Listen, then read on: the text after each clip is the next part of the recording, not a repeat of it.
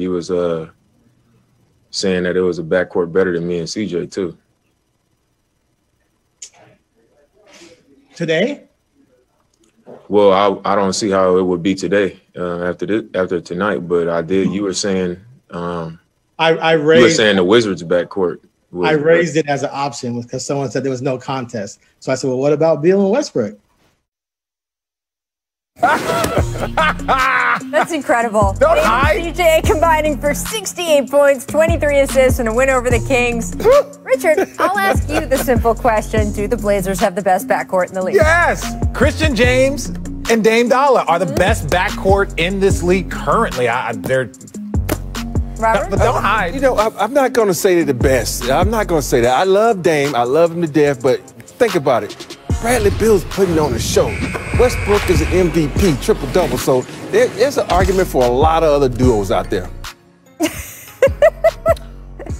But my thing is this: don't hide behind you. If I was that guy, he was like, today I didn't. It's like, no, look. At the end of the day, just scared, man. Say this. Say this. What you gonna say? Look, do you have an MVP? Have you played in the finals? Because that duo has an individual that's done both. Well, yes. I would say, though, that Westbrook has not found his footing quite yet with the Wizards right now, and I would certainly give it to Dame and CJ, or as you have taken to calling him, Christian James. There we go. Welcome to The Jump. I am Rachel Nichols alongside a couple of NBA champions, Richard Jefferson, Robert Horry. I would like to brag that between the three of us, we have 8 rings. That's the right way to say it, Richard. That is right. I like to say I don't think we need to say anything more. Who has 7 on this We're panel? team, baby. We're team. Yeah, there we go. Yes. So kind. Coming up, how good are the Rockets now after acquiring Victor Oladipo in that massive 4-team blockbuster trade? We will discuss the Houston side of things in a moment, but you know where we're going first. Yeah, Brooklyn. It says something about a trade if we can simultaneously have been talking about it possibly happening for months and have it knock everyone over when it comes through. Durant, Harden, Kyrie, all on one team. It's a dazzling collection of basketball talent. Durant on his way to proving he's right back up there with LeBron as the best player in the NBA. Harden, one of the game's greatest ever scorers, who's finished top 5 in MVP voting 6 of the past 7 years. Kyrie is the league's best ball handler who can flat out perform magic around the hoop. They are 3 of the most outrageously talented players in the league. But they're also, of course, 3 of the NBA's most distinct personalities, making all of this potentially explosive in about 100 different directions, both good and bad. So what does happen when 3 crazy kids moved into one of those Brooklyn lofts together to try to take on the world? I'm glad you asked. Yes, in honor of this mega trade, The Jump presents our latest show within a show. Three's Company, Brooklyn edition. And just like with Jack, Janet, and Chrissy, Jack you can Roper. expect plenty of hijinks. Why you got Kyrie's face looking like that? As we see everybody how else this smiling. group meshes. Well, why did they put him in Chrissy's spot, though? Now, executive producer, Nets general manager Sean Marks is optimistic. Here he was this morning talking about the screaming neon elephant in the room, team chemistry. Look, I think whenever you're meshing personalities, I think we've got to wait and see how this all fits on the floor and so forth. I think these guys have given us the right answers. They've said, hey, they want to play together. They can see this fitting. I think they're at a time in their careers, they understand that there's without a doubt going to be some nights where 1 or 2 need to sacrifice for the other and so forth. But I think they're all looking for that common goal. Marks added that Harden and Durant already knowing and liking each other should help speed the team building process here. Perhaps, although as he was speaking, it was hard to not think about how that same scenario went so wrong between Harden and Russell Westbrook that Russ asked out after just 1 season. As for the Kyrie angle, Marks denied that Kyrie's current situation spurred the Nets to finally pull the trigger on this trade, insisting it was not a hedge to give Durant a more reliable co-star. He also noted Kyrie is, quote, very excited to return to the team after his mysterious absence. But honestly, none of that addresses what is going to be the real issue going forward. Is Kyrie going to be okay with essentially being the 3rd option in Brooklyn behind 2 former MVPs? We know part of why Kyrie asked out of Cleveland was because he didn't want to continue shaping either his game or his standing on the team around LeBron anymore. We know there were issues coexisting with teammates in Boston. We know that in other recent big threes, guys like Kevin Love, Chris Bosh have had some trouble adjusting to that 3rd role. And these 2 guys, well, they're at least notoriously mellow. At least Kyrie plays a different position. He will have the ball in his hands more. Maybe Ray Allen and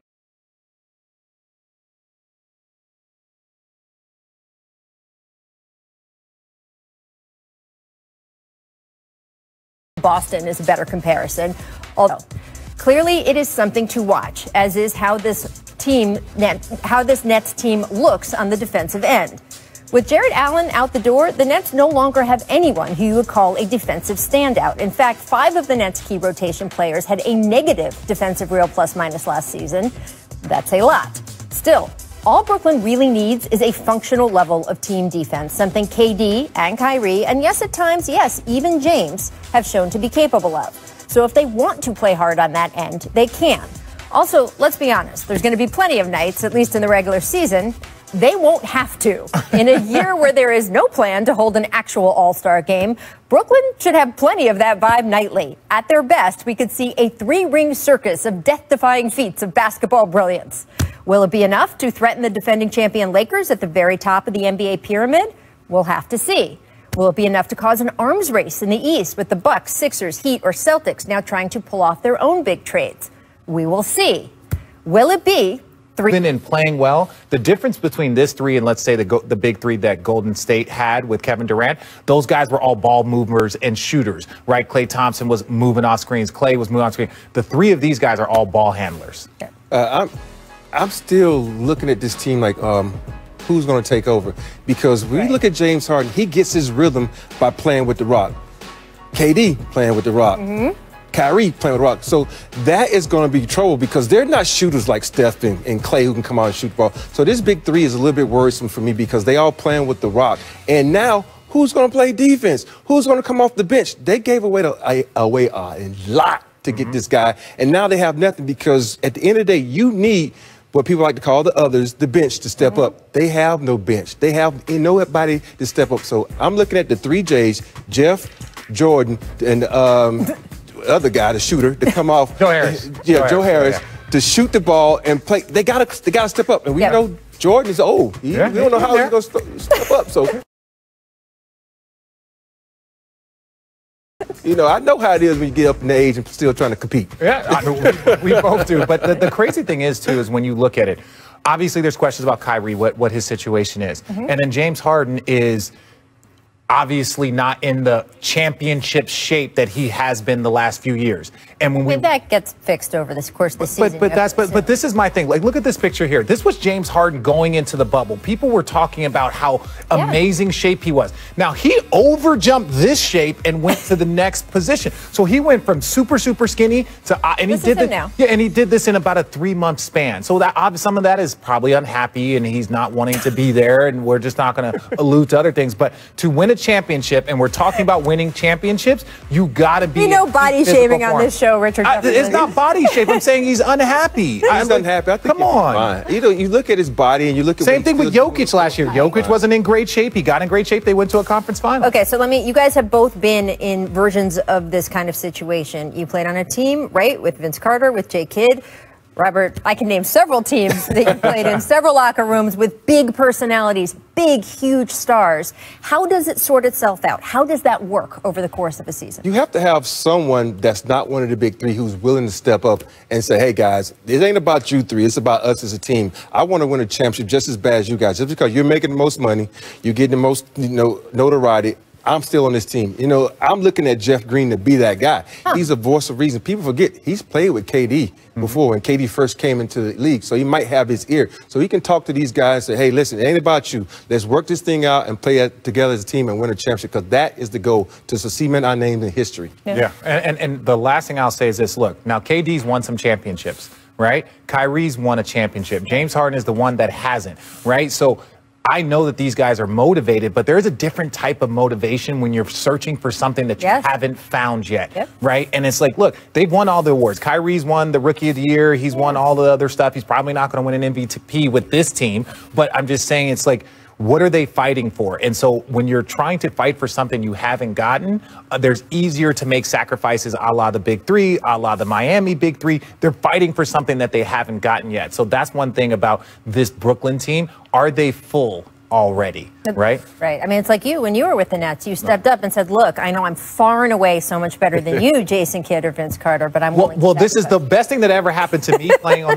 those Getting teams swept is by on us? most nights, I got the third best defender on most nights. Right. I got the third best defender. makes a big difference. So if you got the third